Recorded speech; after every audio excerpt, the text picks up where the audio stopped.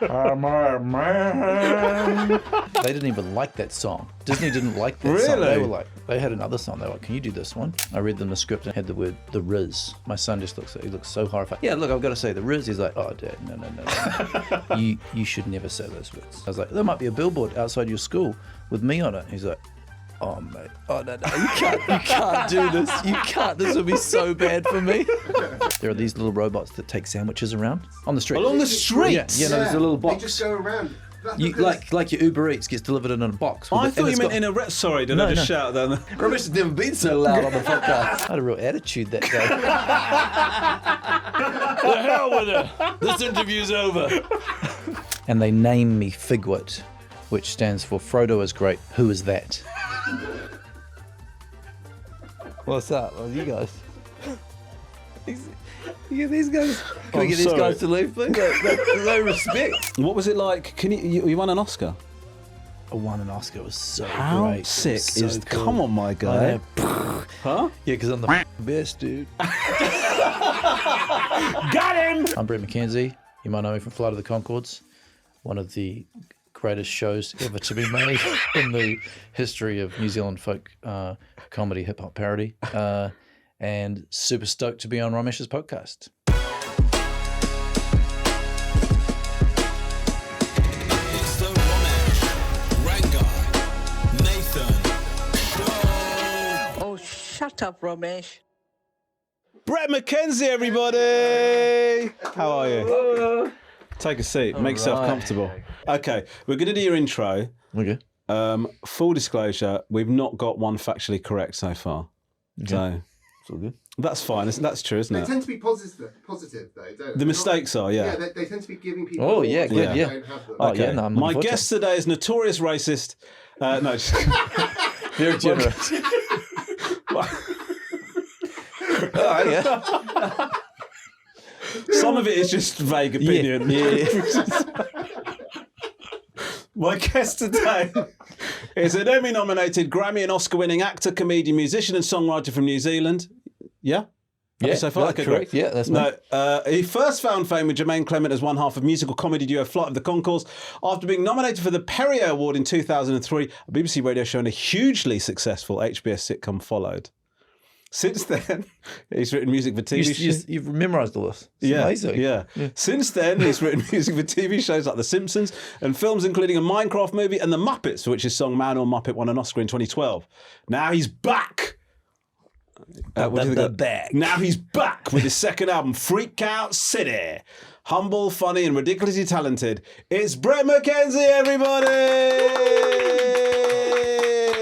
What do you think? Here. What do you That think? was an awesome intro. Very exciting. Yeah, it is exciting. Should be my hype man. Yeah, I have a hype man on tour, like a DJ does my support. Really? Yeah, so I don't have a comic because I don't really want to support the industry or it'll bring anyone up. And one of the issues is that he gets him excited for something that isn't going to happen. Do you know what I mean? Like, he'll say stuff like, Romeshranganathan's in the building, are we ready? And then he'll drop a big tune, I come out, and then it's just like, hello. That's like, Do you know what I mean? one time I saw James Brown. Right. Had a brilliant hype man. Yeah. Right. It's like, James Brown, you're about to witness the seventh wonder of the world. Are you ready? The crowd. And he was hyping the crowd up for about 20 minutes. And the crowd's getting so excited. And he's like, are you ready? Are you ready? Make some noise. You're about to witness. And then James Brown just wanders out too early. You are currently witnessing. He's here now. Okay, we'll go into the show. You're and it was like Bill Dunn was like, sort of wobbled back down. It was so great. Like he changed around. I was like, I'm just going out now. This is too much. I can't live up to the end of this intro. Yeah. The other person I saw had a good hype gag was Dave Chappelle.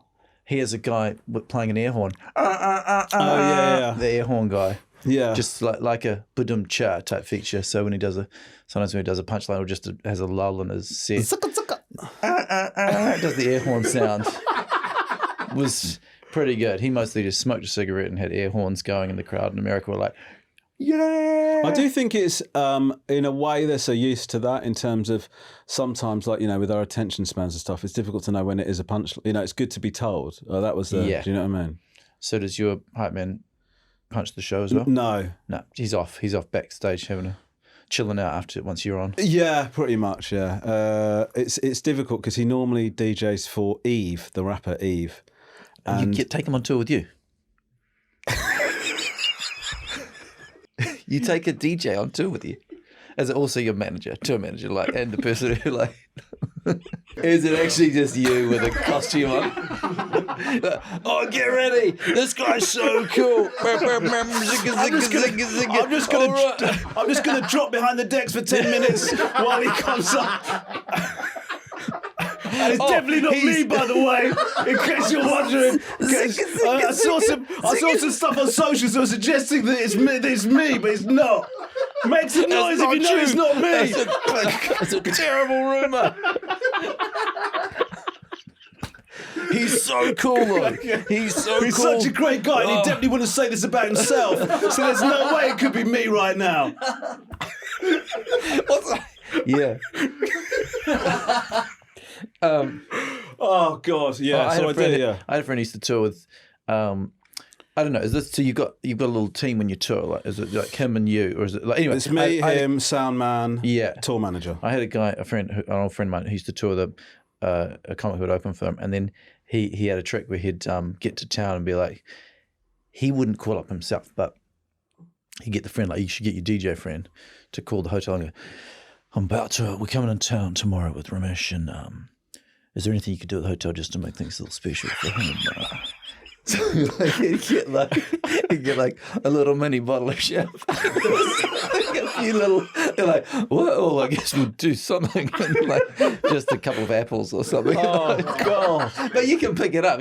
Sure. But no, I get it. But what a horrible way to have it quantified. Yeah. What this hotel thinks of you. Well, you might get upgraded to like but you also might get a single chocolate. A single chocolate on the soap shelf. Not only would they not have, not only have they only left a single chocolate, but this is what we phoned ahead for. Like Romesh Ranganathan's coming. Oh my God! But you can't go. You can't be like, hey, I'm coming to your hotel tomorrow. Is there something you could do special just for me because I'm going to be there for you? Sorry. Yeah. What did you? Is this his assistant? No, it's him. No. Could you do something special for me? No, it's me. I'm his DJ. Anyway, lovely to have you here. You're on tour at the moment, right? I'm on tour. I've got this new record and traveling around. Just did America and just doing London did London show last night and tonight, and super fun. Yeah, I've got this giant band, this 8-piece band that so you travel with a DJ. I've got this. You should try traveling with a band. Yeah, well, it's lower overheads with the DJ. Yeah, that's what management keeps telling me. They'd be thrilled if I had a DJ. I can't wait for your next tour. I come and see it. It's like, Bret motherfucking McKenzie! It's not me, by the way. Yeah, that would be far more financially viable. But it's super fun though, traveling with a giant band. It's great. I like start a song with the guitar and then suddenly it kicks in and there's like harmonies and the band's like the sort of wrecking crew from Wellington who I've brought with me. Does it feel good when you hear it all kick off behind you? Like, mate, it's the best feeling. Really? Yeah. It used to like what you feel like you keep your DJ on stage and when you set a line, it's like it blows up and the crowd just like you watch the crowd go, oh wow, these guys are actually the band's really good. So yeah, it's a lovely feeling. Yeah. For me, it's the opposite. You can sort of hear my desperate breathing as a punchline hasn't gone over the way I hoped. Anyway, what else was I going to tell you? Yeah, I still do a lot of chat. The band, it's still a mixture of a comedy and it's a mixture of comedy and music show still. So it's sort of got that Conchordsy thing where I can't help but start chatting and talking, and then once I do that, doing sort of banter with the crowd, and I turn around and the band looks so bored because they've been standing there. We're not bored, but they're like, sometimes it's been 7 or 8 minutes I've been ranting on about something, getting carried away with some anecdote, and they're like, we're going to do another song. Yeah, my hands are actually cooling down now. The drummer, Ben, last night he took a break he was like, oh, he's doing that story. He just wandered off and got a beer. Came back. I was like, where's Ben going? I was going to get a drink while you do the song. He knows this one. Split. He knows how long you bang on about this for. Yeah. So, no, super fun though. Really fun. Now, you said once, is this true, that you said that New Zealand is your home, London is like your garage? The UK is like your garage. Did you say that? Where'd you get that from? From your TikTok. From my TikTok. I've never been on TikTok. London's my garage. Yeah. Garage. Garage. Garage. To, Like you leave I'm all not your, even sure what I meant by like that. you leave all your shit in it. Oh, right. I But need we- to clean it up. Yeah. Maybe. You Yeah. are from New Zealand, though. That's right. I'm from New Zealand. Yeah. Yeah, that's But he didn't yes. say that. He didn't say I that. mean, maybe he I didn't s- say that. He didn't say that on TikTok though. That's just generally known. I think. You say that to every guest. Do the garage bit. Tell them London's their garage. Just see what their reaction is. Fuck it, I can't wait to see how Bret responds to this garage bit. I used to live in London in 2005. And Yeah. Bethnal Green, when Jermaine and me were we made a BBC radio show.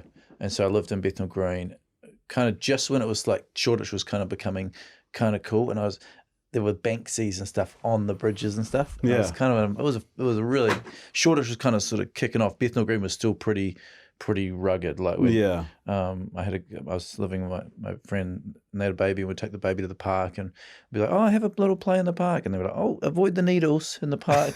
Like, oh, London, what a great place to raise a child.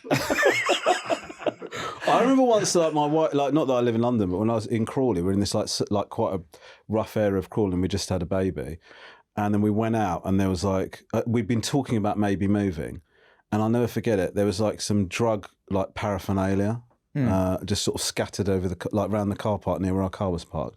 Just Lisa stood above it, holding our baby, going, "We are moving." Yeah. It's a bit of a sign. It's like, yeah. But we wanted to give you a present actually. Because you're so frequently touring, and maybe you wanted to be reminded of home.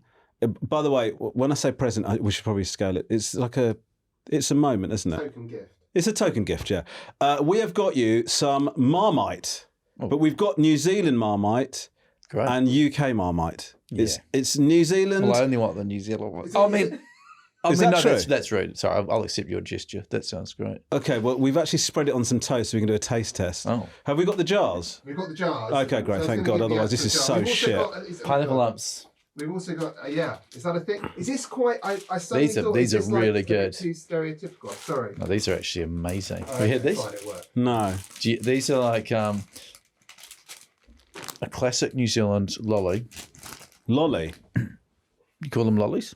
I don't know. It depends. Lolly, If they're like lollies, then we do. a sweet, A sweet, a right, candy. okay.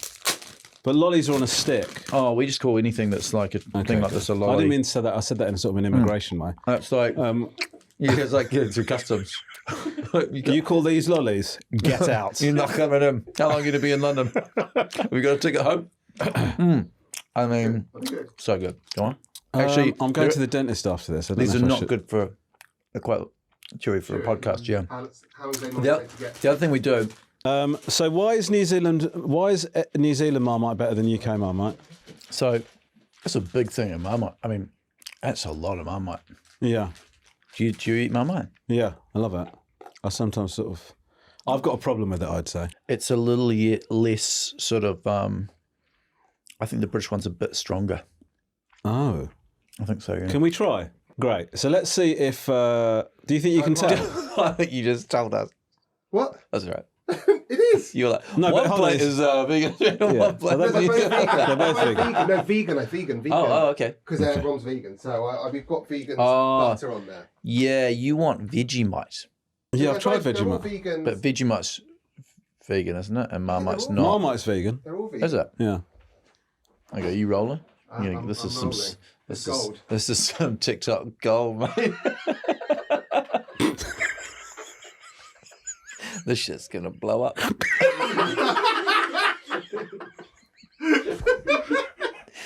Are you excited? Everyone in New Zealand's gonna watch this. It feels like a moment, doesn't it? Does it feel like a moment to you? When we started doing this show, I said I will just know when it's the moment. And Yeah. it feels like it's about to This be. is the moment. All right, let's try this. Oh, okay.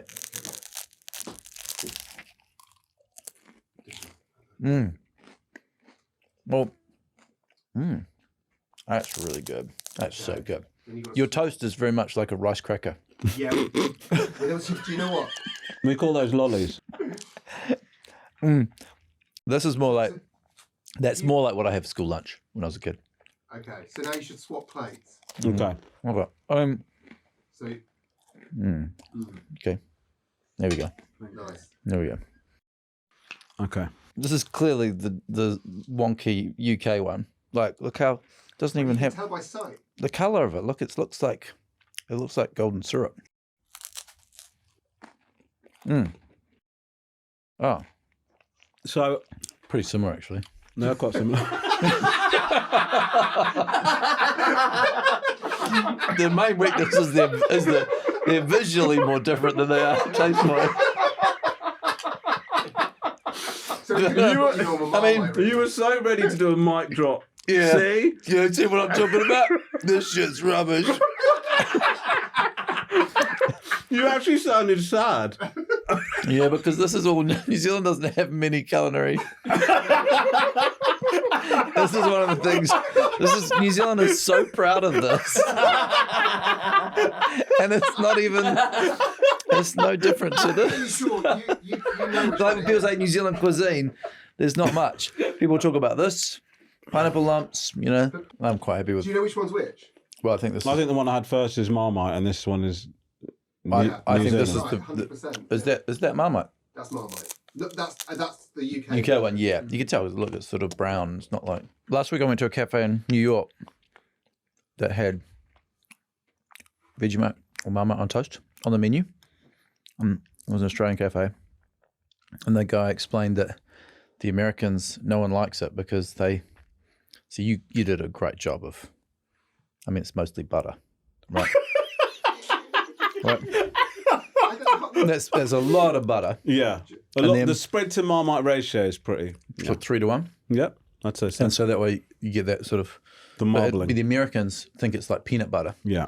and they like lacquer it on thick. Yeah. And then they were like, "This is the most disgusting thing ever." So the guy's like, "You But got." I do think I'm now at the stage where I would lacquer it on and really have a great time. Your tolerance increases. It's built up. I think I would eat it out the tub with a spoon. No, you I wouldn't. would. I would eat. Do it. No, you I wouldn't. would. I really love it. What? What midnight snack? Pop down Oh, the we've fridge. got- Be like, what shall I eat? Which I one said would you do? Well, I mean, You can go UK or New Zealand. sorry, this is not OnlyFans. Are you demanding I now do it on the thing? I would. Shall I get a spoon? Oh my god. I'll get. If you give me a teaspoon as well, I'm going to try. I'm going to try the New Zealand one. Okay. UK versus New Zealand. Okay, but it doesn't really. I don't know how you win. This is what's that chicken wing show? Okay, Yeah. Oh, hot ones. that one's okay. Hold on. How try long it. has this jar been here? I was expecting to open a new jar. Yeah, that's from my cupboard. It's almost empty.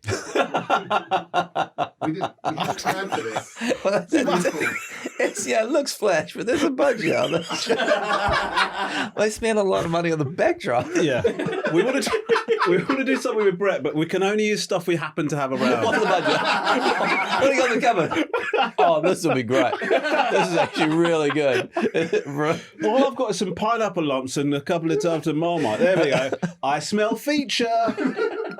Okay. Okay. How We big a both do New Zealand. You don't have That's to go all right. if it's not enough. how big a spoon? No, it's enough. It's just, What's- I don't know about this. Oh, that's that's a Oh, bold that's move, loaded. Romesh. I think that's. Do you think that's a mistake? I don't know. How often do you eat this stuff? Oh my god. wow. Is that too much? That's about as much as I would eat a year. I don't know what this is going to do to me. That's a lot of iron. It's a lot of folate. How much folate are you supposed to have? I don't want to do all my folate in I don't one want go. to OD on folate. Wow. Wow. Oh, it's terrible. I love it. That's a That thing. is fucking delicious, man. I'm sorry. What a delight. That is good. It's like you're getting a massive hit of that delicious taste you get on toast. I'm starting to come up a little bit. Fucking love you, man. It's very subtle. Thanks. Thanks for doing the podcast. Oh, it's so awesome to be Oh here. man, such a cool guy. I love your jacket. This is a cool microphone, man. It's really soft. Yum. So obviously you sort of acquired legendary status from being part of the Flight of the Conchords. What do you still do Conchordy stuff now? Do you still that We way haven't done it in a inclined? while. We haven't done a gig in a while. We've been jamming. We tried to do recently we tried to do like a weekly band practice. Yeah.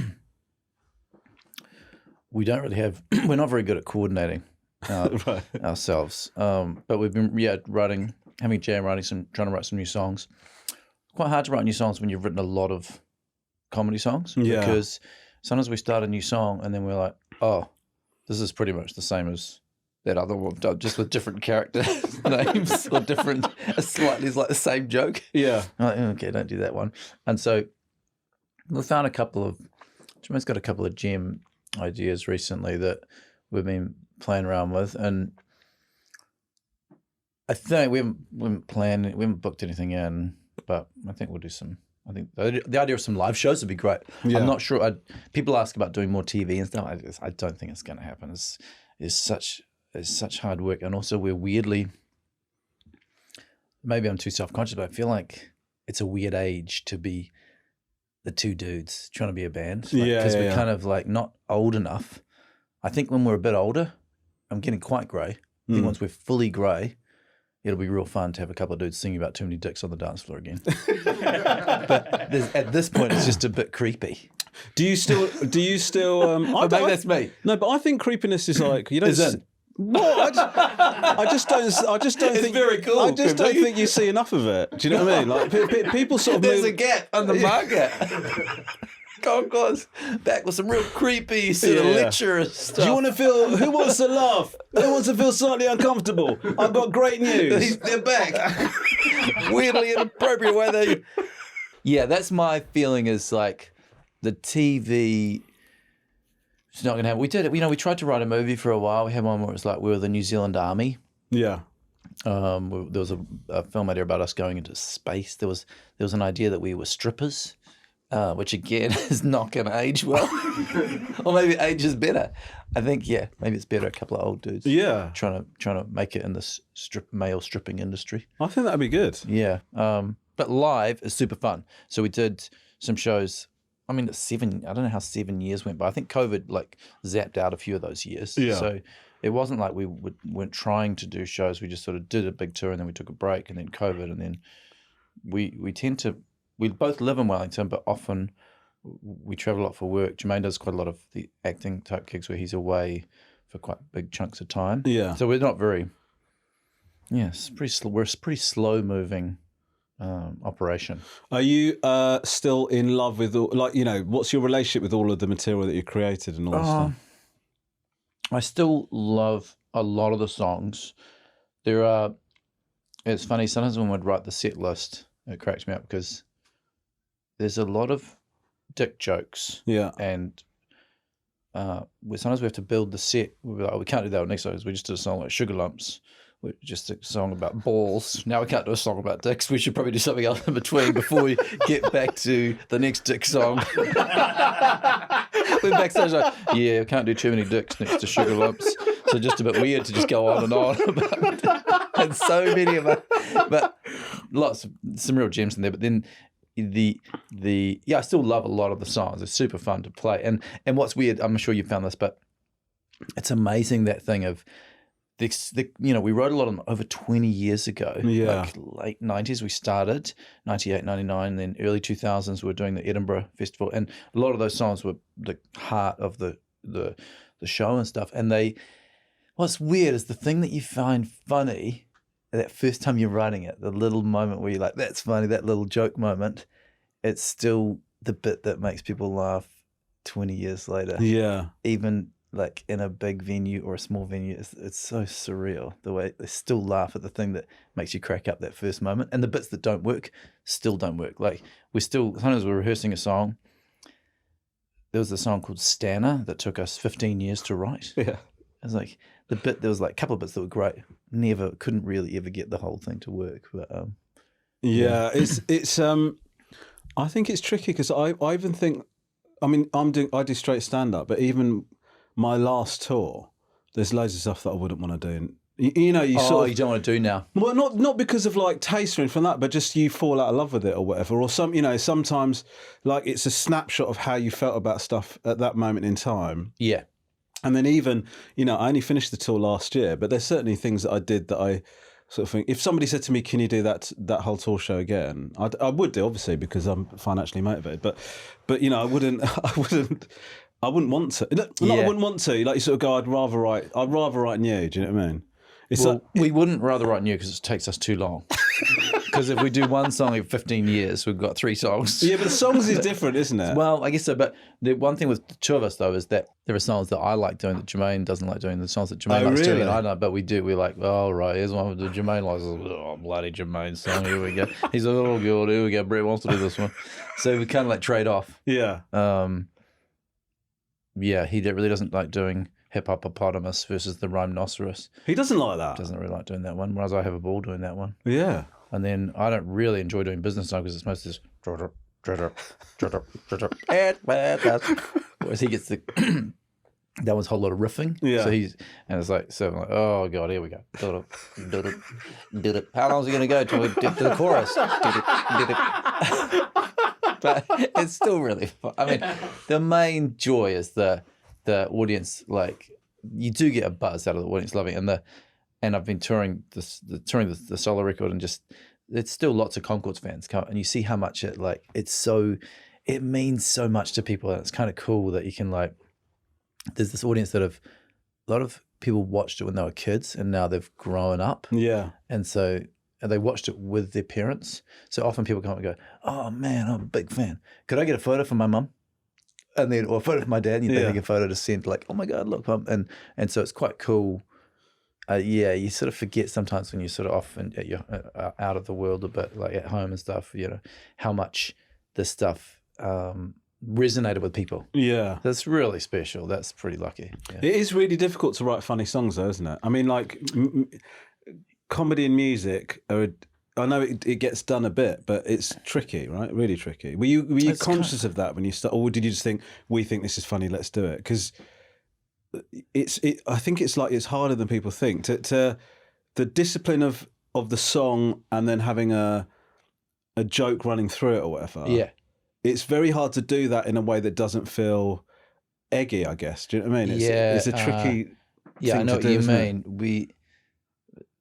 You're asking the right person. I've spent my whole life doing it. But I know what you mean. And we managed, I think we kind of, like at the beginning, I couldn't be less of a fan of comedy music. Yeah. Right? So we were in comedy clubs a lot when we were starting off, and people would get up and do a comedy song that was really barely a song. And it was like, so then we consciously tried to build the songs to have parts and shape and different layers so that they feel more like complete songs, not less like a throwaway. Yeah. A lot of comedy songs are really one little sort of idea, a joke put to a couple of chords, and then that still can really work. But if you put a little more effort in, it helped that there were 2 of us because you could add these layers, but you'd build sort of more complex songs, and I think that's where that's why some people listen to the songs. Do you know what I mean? So when I know when you do your tour now, are you touring the new album now? I'm touring the new album, but I play a few old songs and songs from films and TV and stuff. Yeah. So what is that? Is that what the show looks like? So you do? Is it comedy and music? Yeah, it is still. It's like it's still. Yeah, it's like all the songs, and then I chat sort of stories, and then tell stories about the songs from Muppets or songs from Conchords or songs from I do a song from The Simpsons, right? And so it ends up being I think the audience are like, what's it gonna be? But it ends up being pretty much a sort of hybrid of music and comedy, but the songs aren't all comedy songs, right? So there might be songs with a story behind them, but I kind of chat away in between, so it's got a sort of life to it, Yeah, I'm always fascinated by. Because people expect something from you. It's easier to do whatever you want to do when you're unknown, right? Whereas oh my God, it's so hard. It's so hard. People are so confused. It's like people can't cope. They're like, why is he not doing Conchord songs? Why is he not doing or dick jokes in his songs. That's really hard actually. And I think, to be fair, if a comedian said they were going to do a serious album, I'd be like, oh, that sounds terrible. Yeah. And then I'm like, oh, that's what I'm doing. But for people that know me, I was in lots of bands in New Zealand before I did early on. So for me, I'm like, oh, I'm familiar with the music, but I'm just super well known for doing Conchords. Yeah. I did this one. That was one thing that got me. It kind of encouraged me to do like something.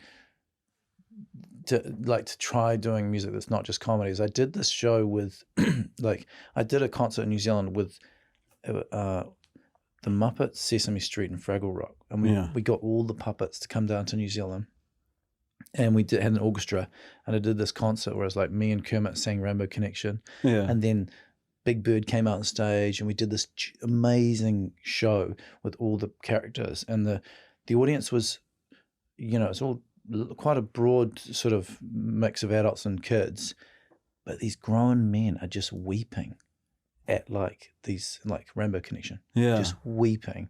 And I was like, wow, it's so amazing to kind of, as a comedian, you're like so familiar with making people, you get quite comfortable and quite confident, and you can make people laugh. Yeah. That's and it just amazed me to see connecting the audience on a different level, connecting with them emotionally. I was like, wow, and maybe that's something that sort of has become interesting because it's something different. I once worked with a guy he's a choreographer, and I was like, oh, this show's amazing. I was like, God, this bit makes you just want to cry. He's like, oh yeah, I can make an audience cry like that. What? He was like that about it? Yeah, he's like, oh yeah, I make people cry all the time. He wasn't fussed about that. That was normal for him, doing like these deep. I didn't know that existed. Yeah, he does these dance shows that he said the audience he makes people cry a lot, and that's not exciting for him. He was more excited about people laughing. So anyway, maybe it's just something about trying something. Like if you try to make, I was like, wow, it's interesting to try and. I was kind of curious with connecting with honesty and emotion. Yeah. And that became like, oh, that's kind of different for me. So sometimes in the songs that I'm working on, the newer songs, I'm like, oh, that's kind of interesting, trying to do that. But then I think because laughing is, I think, I do think comedy is like of all entertainment, the most narcissistic, because you're trying to get them to laugh and, they're signaling to you that this is going well. Yeah. It's like a constant pat on the head, right? Yeah. And then you can get to a point where you can make people laugh and they're going to laugh and you sort of know the mechanics of it. Yeah. But then when, when I started doing stand-up in Edinburgh, they're all about giving somebody an emotional sort of, it's like having an emotional... a story. Yeah. And that was something... Yeah, Daniel Kitson was one of the first ones who started doing that when I was there. Yeah. But then you saying that, the idea that somebody could do that in but they can do it by... That to me, I can't quite believe it. Same. It freaked me out. I was like, whoa, that's crazy. And then watching the way these Muppet songs, I think Jim Henson was really good at that. He would get songs that connected just straight up emotionally. Yeah. And then, anyway, that sort of stuff, I think that's what kind of caught me on to maybe this exploring a different side to songwriting. Yeah. Yeah. And then, and so now you sort of feel like you've nailed it in terms of the balance. No, I feel like I'm still kind of learning that part of it. Right. But it's really interesting. And then, but the songs that I get asked for film, they are still mostly kind of ridiculous scenarios, kind of strange. Like I have to write a song about, I was writing a song about a pony that becomes a unicorn type thing, or I get the work calls. That's my kind of work call. So they call like,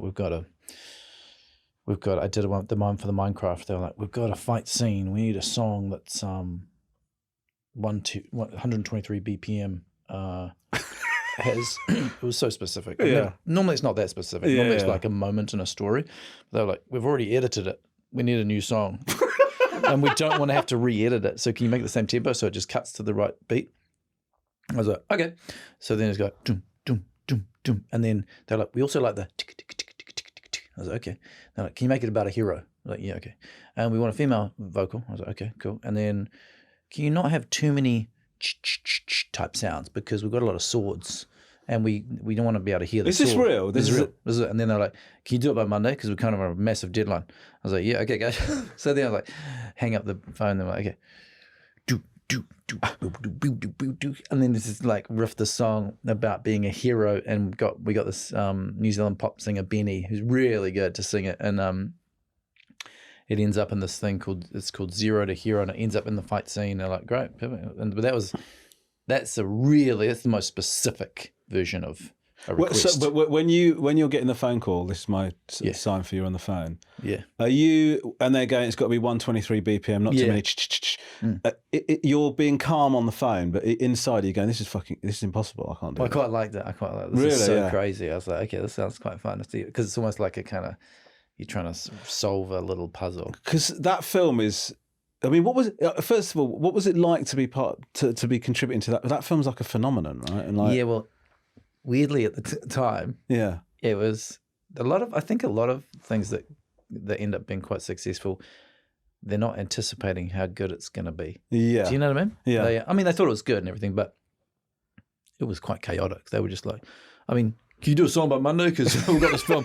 Yeah, it's how much do you need? Can we do it for? We've got a bit of money, but ideally just. And then you're like, what the hell? This is like the biggest movie of the year. Yeah. Surely they could have. And we were like, I don't know, just felt like we're scrambling to kind of get that thing together at the last minute. Yeah. Because we recorded the song a week. I don't know if you've worked on film much, but usually we recorded the song like the week before they mixed the movie. So. There was no room. Like, often you record and it doesn't work. Yeah. Because you're like, oh, that just didn't work. Sorry, we have to try again. There was no time for it to not work. Because they're mixing the levels of the swords and then sending it off. So it was so loose for such a big movie. It was hilariously loose. But that's quite cool, isn't it, in a way? No? It was really good, because also it's kind of a win, because they can't, you don't want people being too meddling with it too much. Yeah. Do you see what I mean? Yeah. Anyway, it was super fun. And the other thing I got to do on that was I got to be a sort of sidekick for Jennifer Coolidge. Yeah. Like I'm like the digital double for her. Like, she's acting with this. I mean, I'm in the movie, but I'm barely in the movie because my face has been replaced and my voice got replaced with Matt Berry's voice. I think I got tricked. Jared, who made the movie, was like, can you come in? He wanted someone to act with Coolidge, because I know Jennifer Coolidge from working with her in the past, and he wanted someone to come and sit with her so that she would have fun on set. Yeah. So I was basically there being like, I'm on a date with Coolidge and just riffing with her. So I'm cracking gags so she can just be a That's cool. That's it was a really good job. Yeah. I was a voice in Despicable Me 4. Ooh, I love those movies. Yeah, they're great, aren't they? Yeah. I recorded my audio like a few years ago, and then the film came out. I thought the film wasn't going to come out. Yeah. Because it'd been such a long time ago, and the film came out, and my character was in it. I saw my character come on, but he was silent in the film. Your animated character, yeah. So, were you trying to do an accent? Or? No. I like. They just cut the story. I mean, it happens all the time. So yeah, but it was. I'd really fucking picked it up to the kids. Yeah. Do you know what I mean? No. I'm in Despicable Me 4. Should we go to the cinema? Yeah. Yeah, I've got respect for you for the first time, Dad. Yeah. Let's go. Which one's yours? That's me. Yeah. When do you speak? No. Yeah. Well, that was like me. I'm in it. Oh, well, I can't see my face, but that doesn't sound like you did. Nah, they used Matt Berry because he was trying to get him to do that better. Yeah. Yeah, no, I did a song, though. I did that. The other thing that's really depressing about the animated movies is, like you say, they take so long. Like, I'm working on one now. I'm like, oh, this is going to be great. Like, it's sort of perfect for my 11-year-old. It's like, because it's kind of about these barbarian type characters. Yeah. Him and his friends, I was like, they're going to love this. This is going to be good. But it's going to come out in 2030. So he's going to be like, he'll be 16 when it comes out. I'll be like, you ready to watch the movie? He'll be like, can you not sit with me? Yeah. How excited do your kids get about your stuff now? They're pretty good. The other day was the first time. How old are your kids? 16, 14 and 11. Oh my God. Exactly the same age. Really? Yeah, exactly the same. So this year's the first time I've had the feedback from my kids of like, that's not cool, Dad. Yeah. That's not cool. I was like, what, something you'd done or something you said? No, something I got offered to do. Right. And I was like, look at this, I could do this thing. And I read them the script and it had these words like, had the word the Riz Right. And my son just looks so horrified. He's very chatty. Yeah. So when he can't talk, when he stops talking, he's in complete shock. So it's bad. And he goes, I go, yeah, look, I've got to say the Riz. He's like, oh, Dad, no. You should never say those words. You should never say that. You can't. And I was like, there might be a billboard outside your school with me on it. He's like, oh, mate. Oh, no. You can't do this. You can't. This would be so bad for me. Oh, it's really funny. Yeah, I tried to do that thing of like taking some of the slang that they use and throwing it into, like, I tried to internalize it and use it in normal conversations. Not even like, how sometimes an adult will go, I showed a bit of riz that, I'd like to say it casually as if that was part of my vernacular. Yeah. And my son called me out on it straight away. Yeah. I said it and he goes, oh my God. Oh God, I'm like fucking dying of cringe. That's what I said to him, what? I said, is that the right way to use it? He goes, yeah, but not by you. Yeah. I go, my son was like, so I didn't use it wrong. And he's like, no. And I go, so what's the problem? He goes, you just can't use it. That's what he said. So my son said, he's like, don't ever say those words. Don't ever talk like that. You can't come out your mouth here. Horrible. Horrible. This episode is brought to you by Apple Watch. Hands up if you think you're getting enough sleep. I can't see you, but I bet you haven't got your hand up, have you? And even if you have, why are you doing that? I can't see you. The worst thing is it can actually impact your health. And the thing is, not getting enough sleep genuinely affects your health. When you're tired, it's harder to focus. You forget things and your mood goes straight out the window. And the physical stuff is real too. Weaker immune system, craving rubbish food, that constant why am I exhausted feeling. Basically, your body starts operating like a laptop with 3% battery. Sleep quality is influenced by factors such as sleep duration, bedtime consistency, how often you wake up, and time spent in sleep stage. But Apple Watch Series 11 has Sleep Score. It analyzes these factors every night and provides a classification and a score. You can see how the score is calculated so you can understand the quality of your sleep and learn how to make it more restorative. Find out more at apple.com/UK/Apple Watch Series 11. Right, should we play? We're going to play a game called Misquoted. Okay. This is where I'm going to give you some quotes that you may or may not have said. Okay, cool. And you've just got to tell me if you think that you said this or not.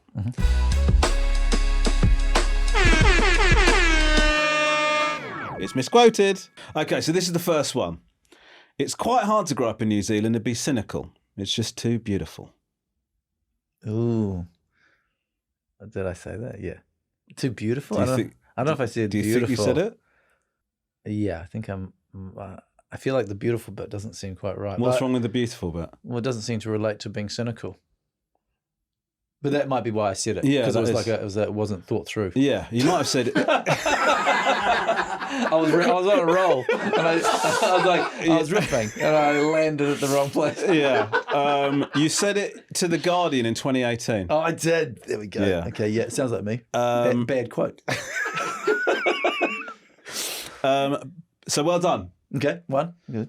People think Los Angeles is just glamour, parties and celebrities. It's not like that. You maybe see one celebrity occasionally. It's mostly very lonely and a lot of driving. That sounds true. Yes, and post-apocalyptic. Yeah, you did say that. Yeah. Independent 2019. Okay. Did you like it? Do you like LA? I do like it. I've lived there for almost 10 years, so I do know it really well. I was thinking that like London is kind of Like tough. your garage, It's I tough. guess. London's a lot like a garage, Yeah. isn't it? Not very good lighting and leaky. The sky leaks a lot. But LA, there's a real robot thing happening there. Right. I don't know if you've been there. There are these little robots that take sandwiches around. Yeah. You seen those? Yeah, little I've seen box those, with I haven't seen them in London. They don't have the robots delivering food here, or is it just I haven't been? They to that place? have them. There's a couple of places they've got them, but it's a big deal. No, it's along the streets. On the street. Along the Yeah, streets? yeah. No, there's a little box. They just go around. That's You, because- like your Uber Eats gets delivered in a box. I thought you meant in a Sorry, did I just shout then? Yeah, all the audio level is like Romesh has never been so loud on the podcast. In the streets? Yeah, in the street, there's a little box with wheels that rolls along delivering a sandwich. And on the front of it, they have these little eyes, these little LED eyes, so it looks kind of cute. And the other day I saw one and the tyre had broken. It was just sort of limping along, struggling to get the So sandwich they've been delivered. around in LA for so long, they've got there's old ones. There's old ones. And then there are cars without drivers driving around. Oh, I've been in one of that. Holy Shit. Yeah, see that's a little. See how they put eyes on it? So it looks. It's actually a bit Despicable Me, right? It looks a bit like a minion. I could have played that. No dialogue. Yeah, you did play that. They just didn't use your voice. and then it's just such a wasteland on the streets there now. It's like I used to walk to the studios to work, and then the last time I was recording there, I was like, I don't think I'm going to walk anymore because it feels. I was walking. You know when you're walking and you think, oh yeah, I could outrun that guy. Yeah. You don't want to be thinking that all the time. That shouldn't be your... Just making all the calculations. No, I could run faster than... I'm going to be all right to go down this block. So it's gotten real edgy. Yeah. So, I mean, yeah, I do like it. I love how it's like the studios, like the music studios and the musicians and the artists there are unreal. Like the people are so good at what they do. But everyone just... The city itself is in a bit of a kind of... just sort of falling apart, yeah. But by the by, you like it. I like it, and I'm there a lot. That's where I go from. I live in New Zealand, but I work in Los Angeles, so I go there a lot. How long's that? What's that? It's 12 hours. Oh, that's all right. Yeah, that's okay. It's not bad at all, actually. How lazy. Okay, next one. The only thing holding me back from being a great rapper is the New Zealand accent. I've got mad flow. I think I might have said this because my wife said to me the other day, you can't say that because there's lots of New Zealand rappers who rap in a New Zealand accent who are really proud of their rapping. She was like, it's offensive to New Zealand hip hop. I said that, didn't I? No, I didn't say mad flow. No. Nah, you added mad flow. You said something like that, though. You actually said, I've tried to do the odd hip hop track like The Real Slim Shady by Eminem. 1 minute you're like, I've got the flow on. Then it backfires because you realise I don't know all the words. Also, hip hop just sounds terrible in a New Zealand accent. Yeah, that's the bit my wife criticised me about. Yeah. And now look at it, it's blowing up. Yeah. You know? There's a lot of good New Zealand hip hop. Loads, yeah. There's loads of great, yeah. It's so funny sometimes when you see, like, because obviously UK's got like a big hip hop scene, but you occasionally get Americans that just can't, they're just not having the accent. Can't handle it, yeah. I think it was Aries Spears that just does this clip of him going, pop it up in a block. Yeah. He's just going, shut up, man. I don't want to hear that shit. Knock a lock on the block when I get locked. All that. I think it's good. I like it. Okay. Hold on. Would you do just a straight? Would you ever come out with like a straight hip hop album? Someone asked me about that. I reckon maybe I should give it a go. I think you should. Just to really freak people out. Yeah. Like, he's nuts. He just does anything. Do you know that guy Todd Rundgren? No. He's in like a 70s music producer. Right. And I went to his show and I mean, he did a rap song in the 90s that's so horrendous. It's so bad. It's like 9 minutes long. He just goes 9 minutes long? Yes, it's unbelievable. I saw him, he did it live. I was like, maybe that's what I should do next. Yeah, I think you should. Yeah. Okay, I look forward to hearing that. Okay, here's your next one. We started the band because we decided to hell with these hospital dramas. I mean, the sentiment's right, but I don't think I'd say the hell with these hospital dramas. Independent 2022. What did I? Okay, damn, 2022. Yeah, I had a real attitude that day. It's a real. The hell with it. The hell with it. This interview's over. Yeah.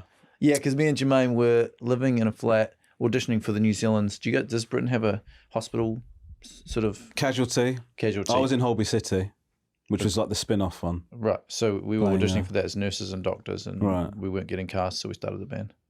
Oh, okay. I played a patient. Patient, It's only a 1 episode deal though, that, you know. You wanted to be the nurse or the doctor, so you got a regular gig. Yeah. Yeah. But then it's like, you're healed. Yeah. Get out. It was a blessing. Yeah. It was in a way, yeah. I don't go out of my way to watch musical comedians. When you're the best at something, what's the point of watching something else? Yeah, well, I mean, obviously, God, I hope I didn't say that. So it's the old 2022. 2022. Oh, I was drunk and no, the first part it's a hatchet job basically. The first part of it's true. I don't go out of my way to watch musical comedians. Yeah, I see how you're building these. Yeah. Structure. Who you do write this? I think I did write those. Yeah. You can see, can you? His little What? You think it's like I'm eating pineapple lumps and he's like, what else are we gonna do? Oh, make him sound like a ego maniac. Yeah. See how that goes. Yeah. Just really try and cancel him Yeah. with a false quote. But hopefully, because you dodge the that'd trap. be quite a good podcast. If you dodge the just trap, try to lure people to get Yeah. them cancelled You on the just go- show. basically, just give Have him you a done that? Romesh, yeah, don't do it because you will never work again after you do that. just give him a quote that's really horrible, but he might think he said it. And then if he claims it, just go, yeah, you said that. Yeah, you did. Like, when you're the best of something, what's the point of watching something else? Did you say that, bro? Yeah, I fucking said it. What are you going to do about it? Stop being shit if you don't want me to say stuff like that in 2022, probably. Okay, that was great. Can we talk about Figwit? How did that all come about? Sorry, let me explain. In case Lord of the Rings. It was quite a good. Yeah, so Lord of the Rings, early 2000s. It was a big deal in New Zealand. Like, it was the first major motion picture in the country. It was like international kind of thing, and everyone in town was excited about it. And you went to everyone who was vaguely involved in the entertainment auditioned, and you went to the casting agency, and they had 3 lines on the wall, like silhouette, like the drawing, like a dead body, but on the wall, the shapes. One was tall and thin for the elves. One was short and a bit dumpy for the hobbits, and then anyone who was tall and muscular was an orc. Yeah. And they literally like, you're one of those. You go in that room. You go in that room. It's true. Was it really like It that? was exactly like that because they're like, we need numbers, man. And they were like, everyone's lining up. And like, so I got cast as an elf. Right. And it's true that really almost everyone in Wellington was in the movie. I mean, my dad was a king. My brother was another elf. So anyway, I got cast as an elf, and I was like the early 20s, and then clean shaven. So handsome, by the way. Very. I mean, you still are now, but Thank you. But if you see a picture of it, very androgynous, kind of very elven, to be honest. Yeah, very elven. They were thrilled. I was top of the list elf. You know, there was about 6 lead elves. Yeah. When I say lead elves, lead extra elves. Sure. Behind the lead I got to sit next to Viggo Mortensen, I think it's his last name, Aragorn, who's like the kind of hero of the Lord of the Rings movies. And he'd just flown. The guy who was going to play Aragorn got cut. He got fired a few weeks before they started filming. Right. Don't know who he was. And then the guy Viggo arrived, and he only had a few weeks. Shit, had he done, so what, he'd casted it and good to go, and then they got rid of him. Yeah, he did something. He wasn't quite right. So he got fired. I think he came on the podcast. Just that day, that week. It was like just the week before, and we did the quoted game. It was early podcast. Got himself it was cancelled. like 1999. No one was doing podcasts. It was analog. Yeah. We would actually just cast. send out a transcript. Yeah, it's a telegram. You posted out to people. Anyway, so Viggo arrived and was just trailing around the town carrying a sword. Yeah, because he was gone method, so he could get deep into his character. He carried a sword for 3 weeks the whole time. No joke. He's hardcore. Mad. I'd love to have that He level was of good dedication. though. He paid off. He was really good. He was awesome. Yeah. So, but I think there's an argument that he could have done it without carrying the sword around. I'd say to that level, maybe. I don't know. Yeah. Yeah. Anyway, probably fair play. He smashed it. He's great. He in everything. smashed it. So and then, oh yeah. So that's where I got to him because I'm in the scene where there's a bunch. Have you seen the movie? Yes. Well, you know the story anyway. They've got to choose someone to take the ring. Yeah. It's crucial. It's good to be an extra in a scene like that. You know how you're in Despicable Me and you're like, you want to be in like the scene that has to be in the movie. Yes. And you want a line that has to be there, like, right. You want to say, Frodo's going to take the ring. You want to be that character because then you're like, I'm definitely going to make the cut. Yeah. Anyway, I was an extra. I was sitting next to Viggo. Again, quite good because they're gonna have a shot of Viggo. Yeah. Because he's a big character. So I'm next to him and I do a kind of like flat face, like a kind of judgmental pout, and it's like 2 or 3 seconds in the movie, but it blows up, becomes a big thing. When I say big, it's like 12 fans across the world who are really committed to my elf character. Yeah, and they name me Figwit, which stands for Frodo is great. Who is that? What's up? Well, you guys. Yeah, these guys. Can we get these guys to leave, please? No respect. No respect over there. Anyway. And it's early internet days. So Yeah.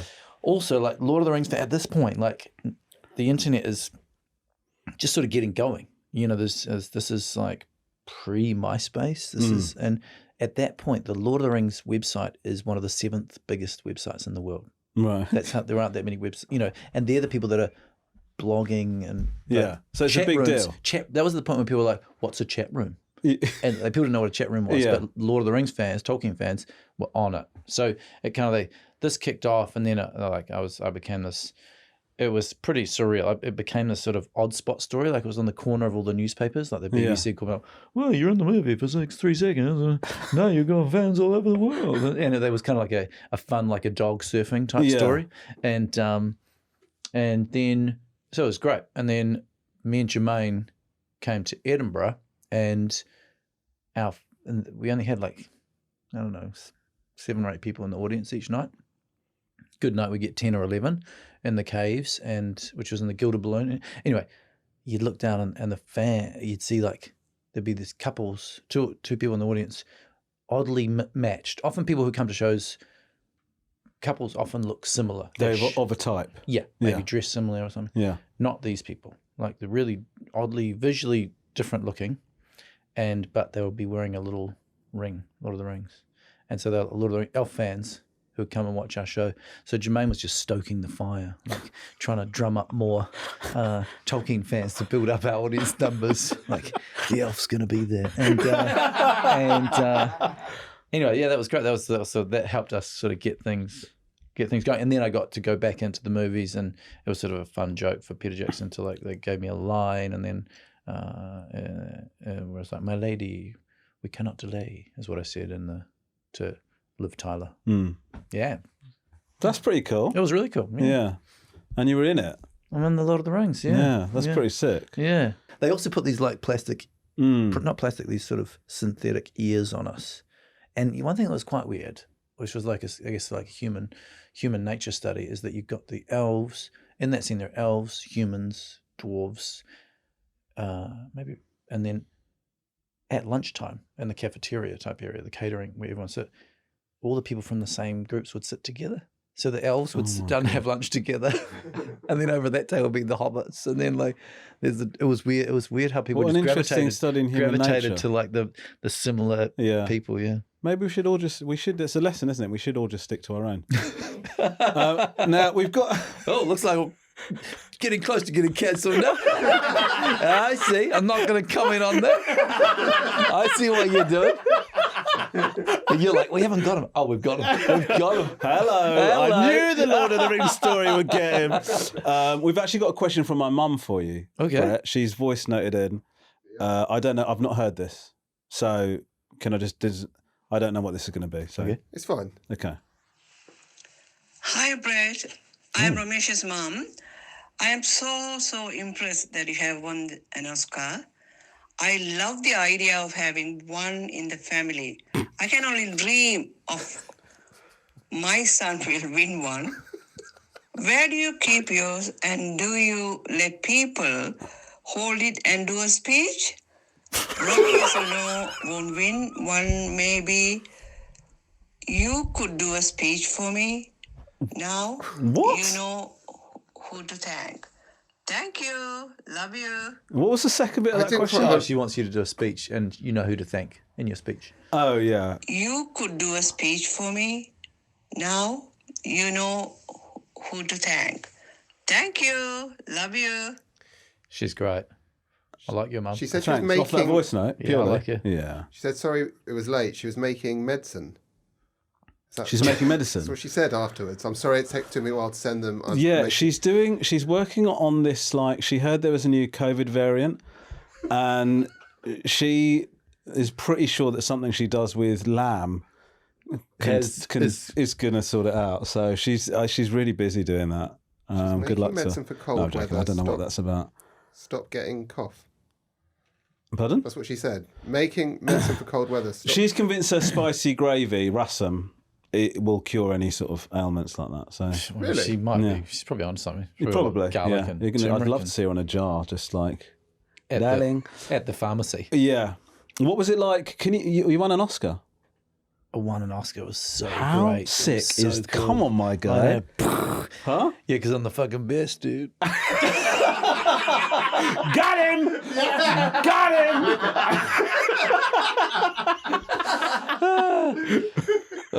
It was so fun though. I got to be honest. It was like so fun because you get to go to all these rad parties in Los Angeles, and it was.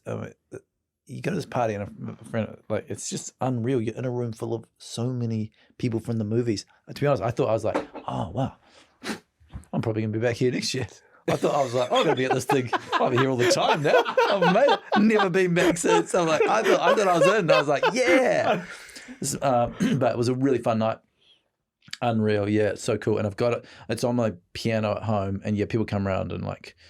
They don't make. It's funny. Your mum asked if they come around and makes. People often say, "Can I take a photo with the Oscar?" Yeah.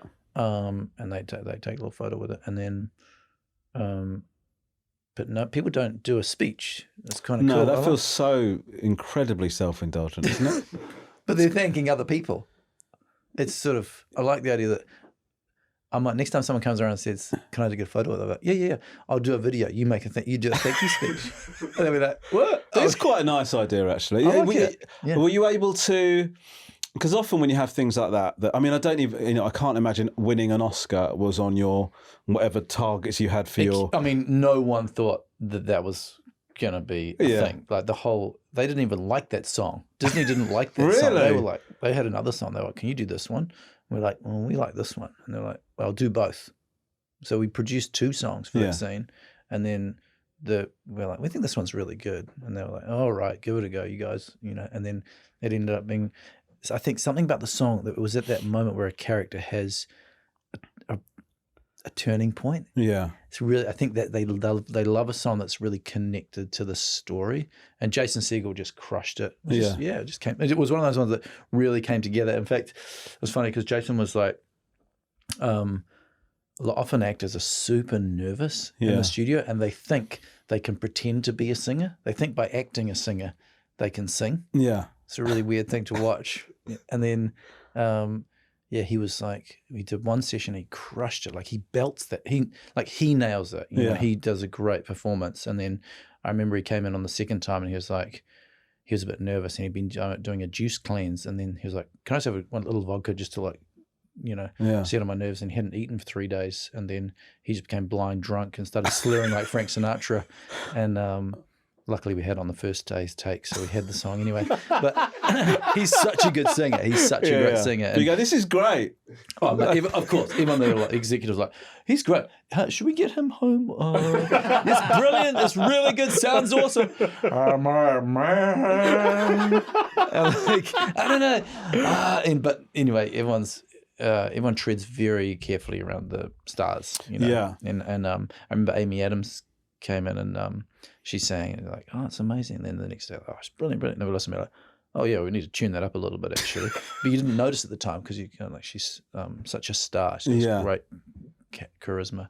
And anyway, the songs were worked out brilliantly. But that one had a bit of a click. Everything just kind of clicked. The video clicked. The filming came together really well. And then, but Disney couldn't believe it. And then you do this press for the Oscars that is out of this. I mean, I'll never do more press. Like you talk to everyone. You do these press junkets that are something crazy. And there's a whole lot of little awards, little kind of there's like the Spirit Awards, or there's a bunch of different dinners and stuff leading up to it, which is so fun. And so there's like a week of events, and the Disney, like, because it's a film studio, they put you up and they look after you really well. And like every night I kept on singing Meryl Streep.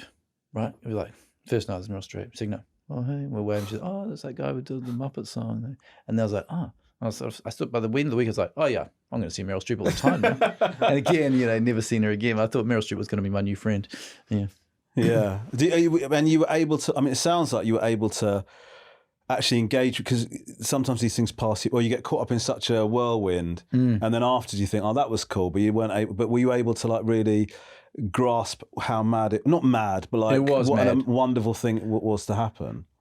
I know what you mean. I'm actually I'm not that comfortable doing public speaking. So the speech was the bit that terrified me. Right. Because obviously we talk in front of an audience a lot with shows and stuff, but I get anxious doing actual like public speaking. I don't know why, but something about it. So I don't even remember the speech. Really? I'm like, I'd been I'd been at home at the house that we're staying in, like practicing the little speech. So I was like, okay, I better have the speech because I definitely can't riff this one. Yeah. And then, because I knew I'd be like, and then, but yeah, I don't even remember. It's like sort of blackout type experience to get through it because I was so nervous about it. Yeah. Have you watched it? You've watched it, but obviously. I've seen a little. Yeah, I've seen it back once. Yeah. Yeah. It's cool. And then Zach Galifianakis and Will Ferrell give me the award. That's great. And then they're backstage, you go into a photo, and I remember Will Ferrell being like, "Oh, I'm sorry, man. We just like made such a." He's like, because they're like clowning around. Yeah. This is a big moment for you, man. We're just like dropping cymbals and like. It was great. It was super fun. Yeah. Well, look, Brett, it's been an absolute pleasure to talk to you. Lovely You've been to be great, here, man. Thank you so much. Now, what we're going to ask is what would really help us out on the podcast if you could give us like some juicy tidbit, some exclusive, something that could potentially go viral. Do you have anything that you can? Yeah. Thank God. The big news is I'm joining Oasis for the Australian tour. Lee. When I say joining, I'm going to go watch the concert. I'll be joining them in the experience. Yeah. You'll be there. But I'm joining Oasis. Congratulations, man. That's so sick. That is so sick.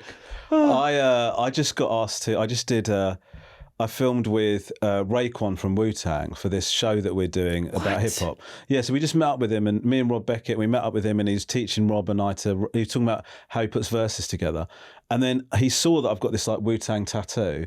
And then obviously it stayed in his... And then the RZA's management got in touch with the people that made the show and went, we're doing a Wu-Tang Clan European announcement. Would Romesh be up for narrating like the little video we do, right?